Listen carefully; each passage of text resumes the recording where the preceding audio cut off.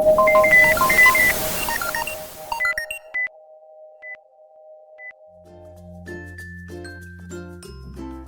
nos vamos sumando nuevamente a nuestras voces en vivo.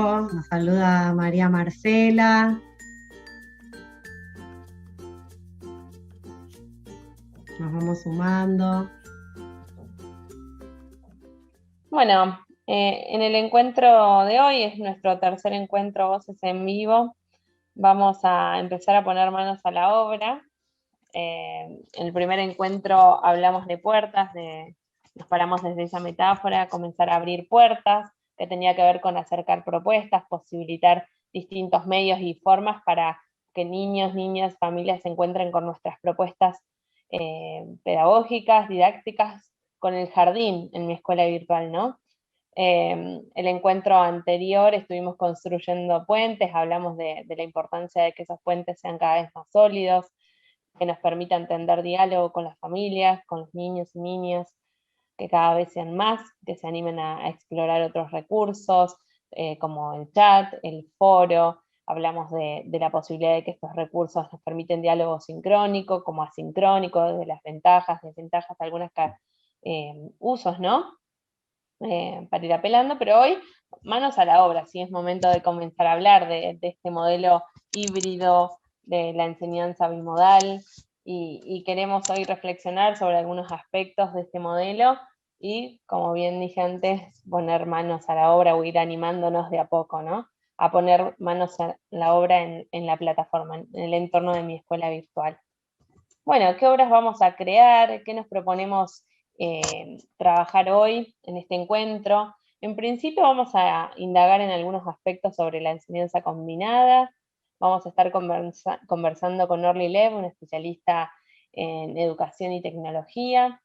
Vamos a estar navegando el portal Haciendo Escuela de la provincia de Río Negro, y nos vamos a sumergir en una breve experiencia creativa a modo de cierre, y otra vez como para recuperar metáforas, como nos gustan a Jenny y a mí.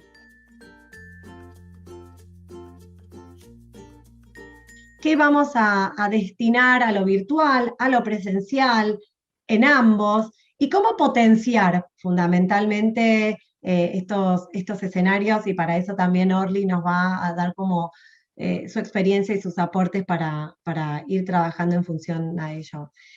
¿Y cuál es la intención pedagógica? ¿Para qué es la escuela? ¿En qué tres unidades temporales, en qué tres tiempos, momentos hoy debemos enfocarnos o pensar a la hora de construir una propuesta didáctica? Bueno, en la presencialidad, ¿sí? ¿Qué aspectos vamos a considerar a la hora de diseñar una propuesta para la presencialidad? ¿Qué aspectos vamos a considerar? ¿A quiénes vamos a convocar?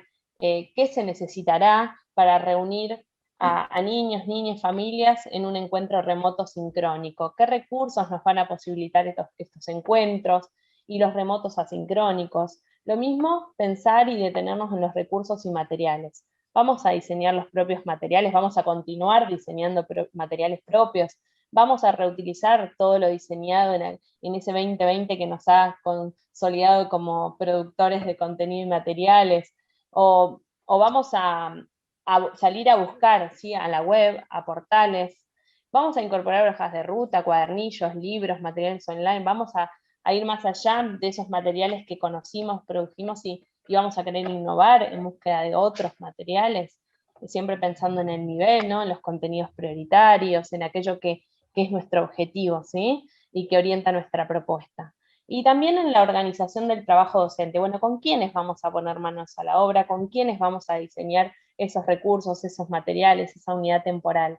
Vamos a armar equipo donde prime la colaboración, o continuar armando equipo, ¿no? De hecho, uno de los destacados en la reunión anterior que tuvimos con directivos y supervisivos era el trabajo colaborativo. Primó mucho en el 2020 el trabajo colaborativo, se destacó como uno de los grandes aprendizajes del 2020, entonces la pregunta va por ahí: ¿vamos a continuar trabajando de manera colectiva, colaborativa?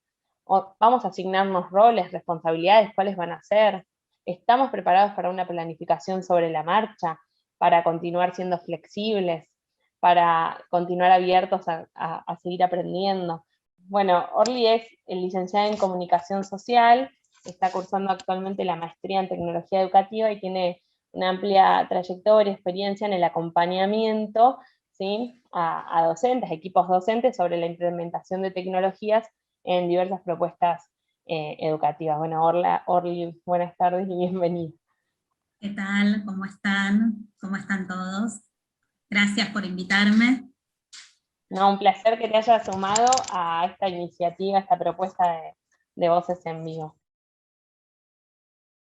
¿Qué nos podés aconsejar de cómo integrar las tecnologías a la planificación actual, tomando como punto de partida esta enseñanza combinada, el escenario híbrido, esto que estamos viviendo, este desafío que planteaban por acá?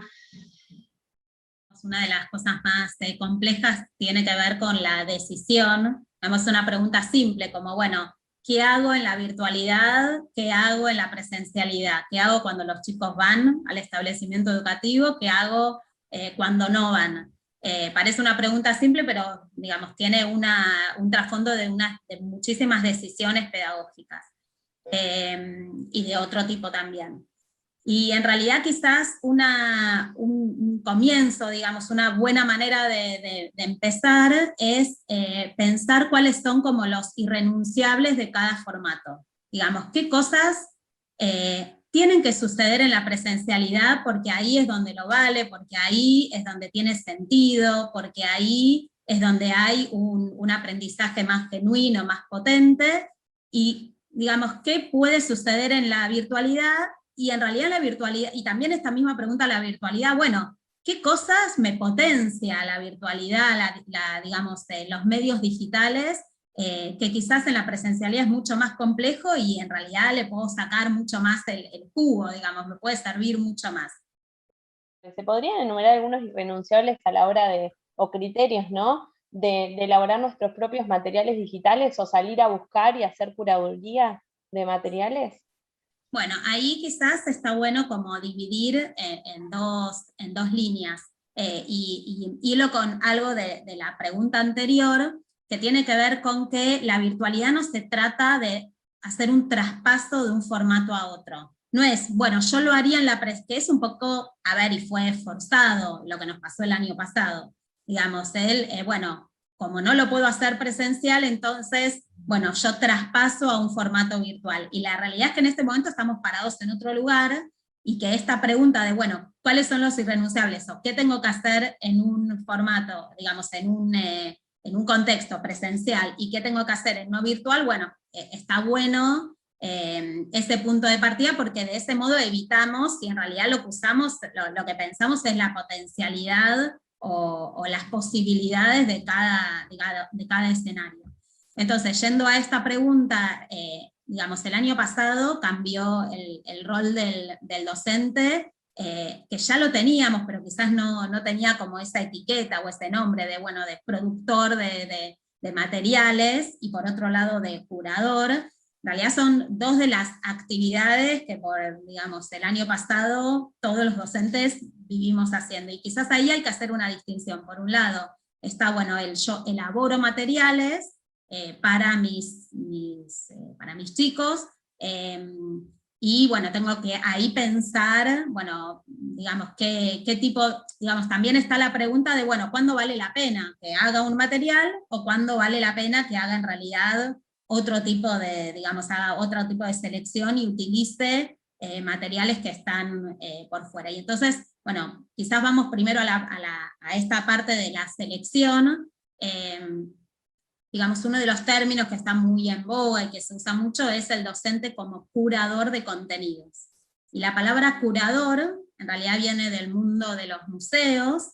El curador es el que arma la muestra, arma la exposición y toma un montón de decisiones, que en educación son decisiones didácticas, en torno a cómo va a armar esa muestra o esa exposición. Y bueno, uno tiene que pensarse, digamos, que el curador o el docente es como un mediador crítico, digamos, pone al alcance de los chicos y de las familias una serie de materiales, los organiza de determinado modo porque quiere contar algo, quiere transmitir una idea, un mensaje, un relato a través de esos materiales. Buscar, seleccionar personalizar y luego compartir. Esa es la tarea del curador de contenidos, que es una tarea muy importante en este momento, pero por otro lado, también hay que pensar que a veces con curar, digamos, materiales y con hacer una selección no alcanza. A veces necesitamos elaborar materiales, elaborar nuestros propios materiales. ¿Nos podrías vos contar cuándo vale la pena para orientar a los docentes, las docentes que nos están escuchando hoy, crear nuestros propios contenidos o salir a desplegar otra vez, digo, el arte de la curaduría, hacer curaduría de contenidos? El elaborar nuestros propios materiales, una ventaja tiene que ver como con la personalización. Digo, es más cercano, es más cálido, es más cerca. Cuando yo, digamos, no sé, quiero contarles a las familias cómo se juega un juego, bueno, quizás sirve un video donde está contado el juego y no va a ser lo mismo si yo como docente lo estoy explicando y lo estoy jugando y lo estoy mostrando. Entonces un criterio, digamos, de cuándo elaborar materiales puede tener que ver con ese deseo de cercanía, cuando uno quiere, digamos, acercar y estar como más cerca de la familia. Otro tiene que ver con que cuando no encuentro o ningún material se ajusta a lo que yo quiero, por estos criterios pedagógicos de que no va con el enfoque, o porque no me alcanza, o porque es muy específico y bueno, no encuentro ningún material que se ajuste. Entonces, a veces uno también puede pensar en una complementación, que un poco elaborado y un poco que traje de otros lados, y esta idea de este relato puede ir con ambas cosas, digamos. Yo creo que el criterio de cuándo armar los propios materiales tiene que ver especialmente con el enfoque de la personalización, tanto digamos, del proyecto o de la secuencia didáctica, como de cuando quiero que el énfasis esté puesto en lo que quiero mostrar y compartir de producciones de los chicos. Y por supuesto, obvio, bueno, cuando no encuentro nada que se ajuste a lo que necesito realmente. ¿Qué historia quiero contar? Me parece que es un buen cierre, ¿no? Quiero contar una historia. ¿Qué historia quiero contar? ¿Cómo la voy a contar? ¿En qué formato la voy a contar? ¿Cuándo la voy a contar? Que también es un poco lo que veníamos hablando. ¿La voy a contar cuando estemos presenciales? Porque necesitamos en ese momento, no sé, desde lo corporal, la voy a contar en lo virtual, lo voy a retomar. Esa narración en múltiples formatos, en lo multimodal, en los múltiples lenguajes que tanto usamos en el nivel inicial. Río Negro, la provincia, cuenta con un interesante portal, lo podemos visitar, ahí está el sitio. No queríamos hoy irnos sin visitarlo porque tiene mucho que ver con la temática que hoy trabajamos acá. El portal Haciendo Escuela de Río Negro tiene materiales producidos por distintas áreas del Ministerio de Educación de Río Negro, pero también por colegas de la provincia. Tienen distintas ventanas, si se quiere, para explorarlo, recorrerlo, visitar, experiencias, recursos. Cada ventanita que abren es una posibilidad a descubrir, en este caso, historias, voces e imágenes creadas en Río Negro, como son los paisajes sonoros. Si volvemos para atrás, podemos recorrer más recursos. Y lo bueno de esto es que todos estos recursos que están a disposición los podemos fácilmente también llevar y copiar a mi escuela virtual. Yo pensaba en las ventanas, ¿no? Nosotros veníamos pensando en este diseño de cómo vamos a diseñar el aula de mi escuela virtual, en esto que vos nos contabas, qué historia queremos, yo me quedé con esto, qué historia queremos contar.